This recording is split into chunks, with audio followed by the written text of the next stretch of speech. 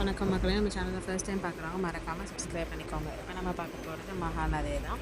விஜய் கிட்ட வந்து பார்த்திங்கன்னா காவேரி வந்து கர்ப்பமாக இருக்காங்க அப்படின்னு சொல்லிட்டு வந்து குமரன் வந்து கால் பண்ணி சொல்கிறாரு.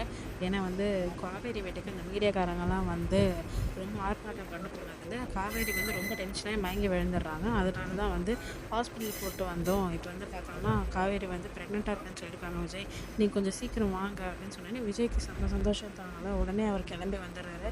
வந்தோடனே பார்த்தீங்கன்னா காவேரி வந்து மயக்கத்தில் இருக்காங்க. விஜய் வந்து பக்கத்தில் உட்காந்துட்டு என்னாச்சுன்ட்டு நீ சொல்லவே இல்லை அப்படின்னோடனே காவேரி வந்து அழுதுகிட்டே இல்லை உங்கள்கிட்ட இதை சொல்லணும்னு நானும் நிறையா ட்ரை பண்ணேன், ஆனால் சொல்லவே முடியல. ஏதோ ஒன்று தடுத்துட்டே இருந்துச்சு. அதுவும் இப்போ வேறு இந்த வெளியில பிரச்சனை வேறு, இது உங்கள்கிட்ட சொல்லவே முடியாதுன்னு நினச்சிட்டே இருந்தேன். அந்த வீட்டில் வேற ரொம்ப பிரச்சனை, அதில் ரொம்ப ஸ்ட்ரெஸ் ஆகி வாங்கிட்டேன். பார்த்தா உங்களுக்கு தெரிஞ்சிருச்சு. சாரிங்க உங்கள்கிட்ட சொல்லவே முடியல என்னால் அப்படின்னா.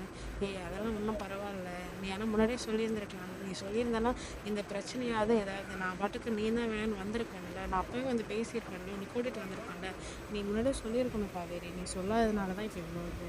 சரி பரவாயில்ல விடு. சரி எவ்வளோ நாள் ஆச்சுன்ட்டு நீ சொல்லாமல் இருந்தது அப்படின்னு கேட்டாங்க. உடனே வந்து இது வந்து 6 வாரத்தில் தான் எனக்கே கன்ஃபார்ம் ஆச்சு அப்படின்னா. ஓ அப்படியா, சரி சரி சரி இரு நான் தாத்தா பாட்டிகிட்ட முதல்ல சொல்கிறேன், ரொம்ப சந்தோஷப்படுவாங்க அப்படின்னு சொல்லிட்டு விஜய் வந்து உடனே தாத்தா பாட்டி கால் பண்ணி பேசுகிறாங்க. அந்த நேரம் பார்த்து சாரதா வந்து உள்ளே வராங்க.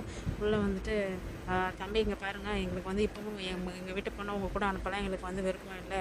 இன்னும் அந்த வெண்ணிலா உங்கள் வீட்டில் தானே இருக்காங்க, என்ன பண்ணலான்னு இருக்கீங்க அப்படின்ட்டு வந்து விஜய்கிட்ட கேட்குறாங்க.